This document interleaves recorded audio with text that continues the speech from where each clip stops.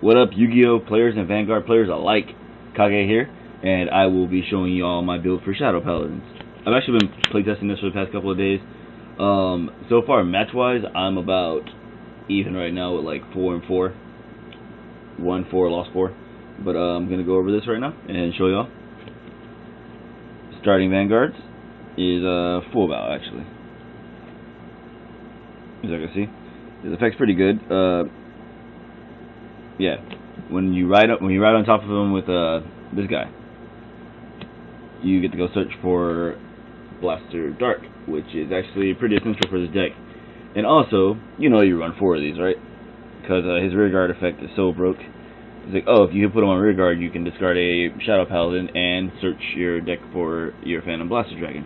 So you just got your whole ride chain within probably like the first 2 turns, if you had a good setup.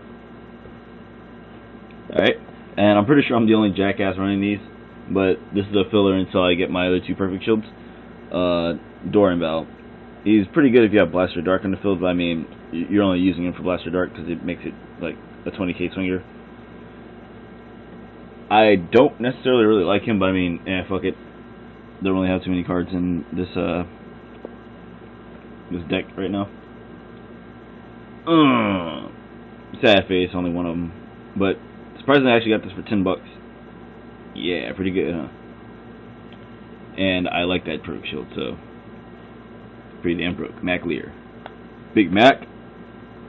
Alright, and next, I'm running one of these right now. I actually like him so far, Garurubal. Garurubal, he's pretty good. His Vanguard effect, he can attack and he gets plus 2,000, but he's also a pretty decent rear guard attacker, so he's like, what, 7k rear guard, 9k as a Vanguard, but I'm only running one of them, and it's going to probably stay as a one of. It's not really useful, but it's not useless. Witch of Nordstrom, Arian Hood. I'm running 2 of her right now for a draw engine. She's actually pretty good. Well, she's okay as long as she's not behind your Vanguard. I mean, if you have her behind your Vanguard, you have some problems, but, well, I had problems last night, but, you know, that's a different story. Black Sage Charin, the baller version of Little Sage Marin, and looks like less of a bitch, so it's pretty cool. And also, you know, obviously you're running your triggers, 4 Dark Side Trumpeters, your Abyss Healer, which is a sexy mofo, your Grim Reaper, freaking badass, and your Abyss Freezer. And this is just temporary right now until, you know, you get Deathwing Falcon. You know, your other crit, so you just destroy the shit out of your opponent. Anyway, I'm going to go into our grade 2s. Like any ride chain, you want to probably only run 2 of your ride chain, Blaster Dark. His effect isn't great, but I mean, like, I like the fact that he comes out, if he's in your soul, he comes out as a 10k Vanguard, so it's pretty scary. Like, what, turn 2? I'm only running 2 of them, obviously, for, you know, consistency, because it's very consistent. I'm running 2 Knight of Fighting Spirit Dorzana. No, it's just a vanilla beat stick. Pretty cool. I like how it looks, but it's probably going to be getting replaced along with this guy, Knight of Darkness Rugos. They're both getting replaced after set 5 comes out with the guy that gets plus 2,000 whenever he swings, and there's a blaster named card on the field, well, as a Vanguard, which obviously you're going to have a blaster as your Vanguard if you're running Shadow Paladin build of Blaster Dragon. So only have one and only running one of her. Let's go Witch Nimmin. She's actually really good, except for that right there. See that? Shitty ass attack. And I actually had the unfortunateness of having to Vanguard her yesterday, which was kind of sad. But her effect normally is really fucking good. Like Counterblast 1, and you pitch a card from your hand and draw 2 cards. That's pretty legit. That was pretty good. Now with all the counterblasting that you're doing with like said monsters and stuff like that, you well, I'm gonna test him out, Curse Lancer. He seems he'll be pretty good in this build. He's a 9k swinger, intercept unit, you know, your standard 2K, your standard grade 2 stuff. He actually flips damage whenever you attack a Vanguard. I mean, clearly you're either gonna be attacking a Vanguard and then like having somebody else bust a rearguard in the ass like this guy. Yeah, Donnerschlag. I call him Donnerschlag though because he's so broke. It was like, oh, why are you running that piece of crap? Because I'm running Phantom Blaster build, and Blaster Dart or Phantom Blaster Dragon is always going to be out of my Vanguard, so I will not be getting that negative effect. So, yeah, he's actually pretty good for swinging.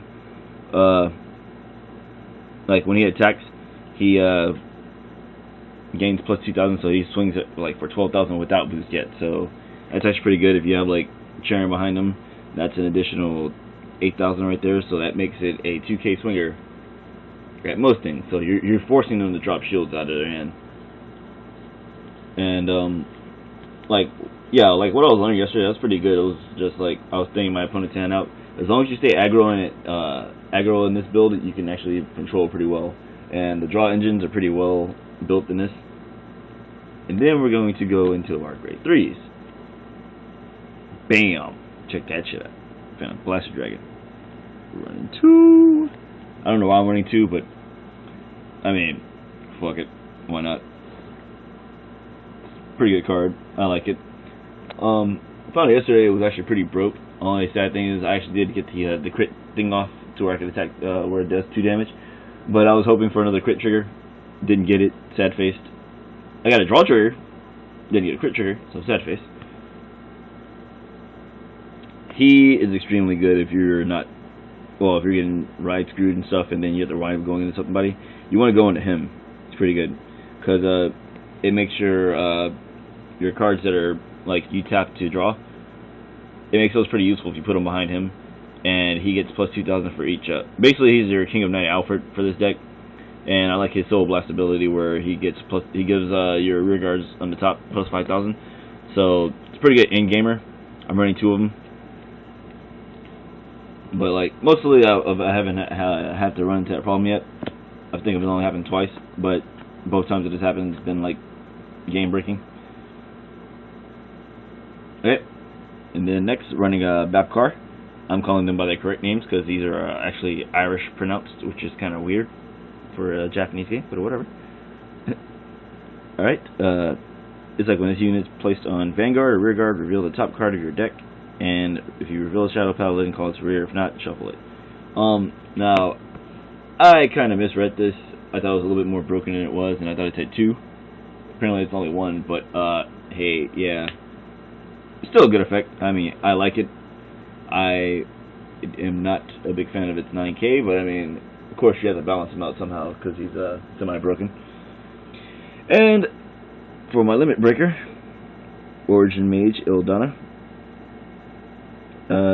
Choose 2 of your Rearguard Shadow Paladins and retire them, and then when this unit attacks, you may pay the cost. If you do, draw 2 cards, and this gains 3,000 until the end of the battle. And then his attack already, if he attacks Vanguard, he gains plus 3,000 until the end of the battle. So he's coming up as a 16,000 before boost, so that's really fucking amazing. His counterblast, I mean, everybody's all hating on it. I mean, it's not really that bad.